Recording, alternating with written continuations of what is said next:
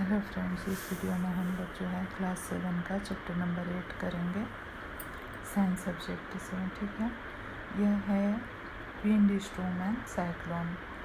तो जैसा कि फ्रेंड्स आप सब जानते हैं कि हम जिस धरती पे रहते हैं तो यहाँ पे जीवन इसीलिए संभव हो पाता है कि यहाँ पे जीवन के लिए सारी चीज़ें, जो सारी सिचुएशंस चाहिए वो सब कुछ अवेलेबल है। जैसे कि हवा हो गई, विंड और वाटर और sunlight, sun energy and sunlight.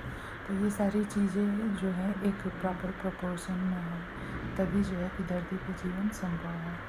तो एक्चुअली हम लोग चैप्टर 8 में पढ़ेंगे विंड स्टॉर्म एंड साइक्लोन के बारे में। तो साइक्लोन के बारे में आपने बहुत बार सुना होगा, साइक्लोन के बारे में, सुनामी के बारे में। तो क्या होता है कि जब विंड जो है किसी भी चीज़ का जब एक बैलेंस होता है तो वो हमारे लिए फ़ायदेमंद होता है, लेकिन जब वही चीज़ बैलेंस से कम या ज़्यादा हो जाती है तो लिविंग बीइंग के लिए बहुत सारी प्रॉब्लम क्रिएट हो जाती है। तो साइक्लोन जो है, साइक्लोन के बारे में आपने सुना होगा कि उड़ीसा में साइक्लोन जो है आया था। ठीक है, मीन्स कि 1999 में 18 अक्टूबर को और 29 अक्टूबर को। ठीक है, तो इसमें क्या हुआ था कि बहुत सारे लोगों के घर जो है टूट गए थे और वो होमलेस हो गए। तो ऐसा क्यों होता है? जैसे कि साइक्लोन जो है, जितने भी सी शोर पे सिटीज़ हैं, जितने भी समुद्र के किनारे शहर हैं, जैसे मुंबई हो गया या फिर उड़ीसा हो गया, जगन्नाथ टेम्पल जो है उड़ीसा का, पुरी, यह जो है समुद्र के किनारे है। तो यहाँ पे जो है इस साइक्लोन और स्टॉर्म जो है आते रहते हैं। ठीक है, तो ये साइक्लोन एक्चुअली क्या होता है कि विंड की स्पीड जो है साइक्लोन में बहुत ही ज़्यादा हो जाती है, नॉर्मल से बहुत ज़्यादा हो जाती है। और साइक्लोन को हम साइक्लोन इसलिए बोलते हैं कि विंड की स्पीड ज़्यादा होती है और विंड जो है रोटेट होता है, और रोटेट होते हुए बहुत ही ज़्यादा स्पीड से आगे बढ़ता है, इसलिए हम इसको साइक्लोन कहते हैं। ठीक है, तो हम लोग पहले तो हम ये समझ लो कि विंड क्या है। तो मूविंग एयर को हम विंड कहते हैं।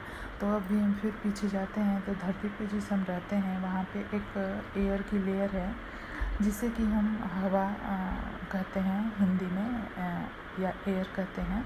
और ये जो एयर होती है उसके कंपोजिशन भी आपको पता होंगे, पहले के क्लासेस में आपने पढ़ा है।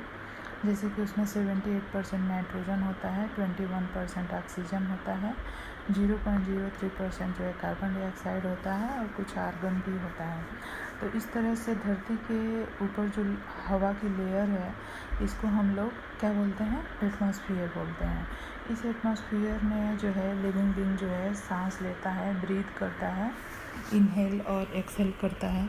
ठीक है, और ये जो हवा है हमारे जीवन के लिए बहुत ही ज़्यादा ज़रूरी है।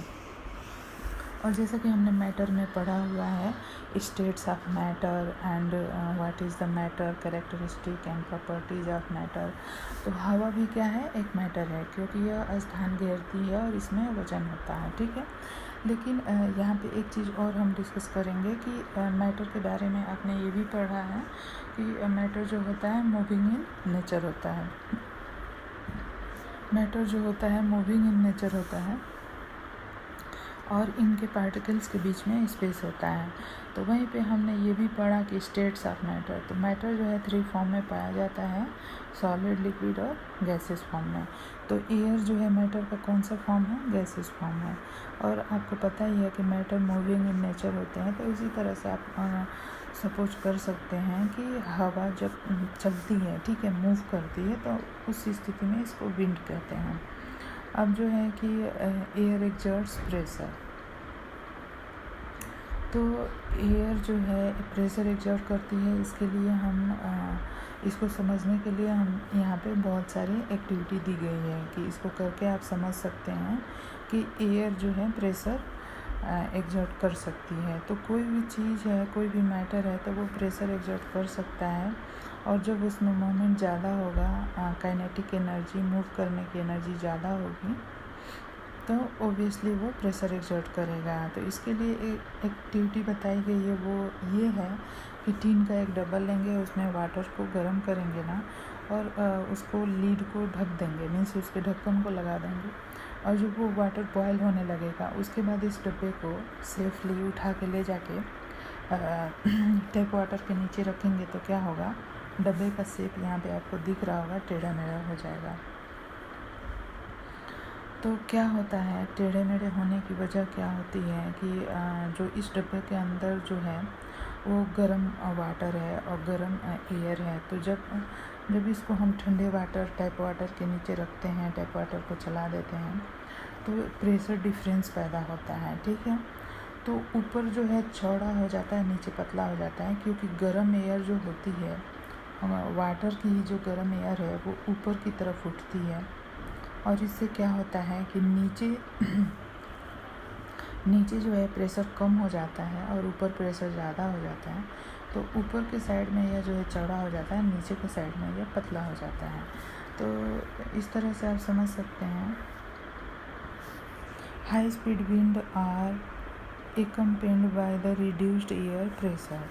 तो जैसे आप एक चीज़ और समझ सकते हैं कि जो भी विंड की स्पीड होती है वो प्रेशर डिफरेंस की वजह से ही होती है, ठीक है।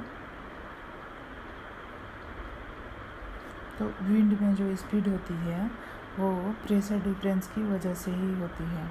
तो आपको इतना तो समझ में आ गया होगा। नेक्स्ट टॉपिक हम लोग नेक्स्ट वीडियो में करेंगे, एक ही में करेंगे, काफ़ी लंबा हो जाएगा।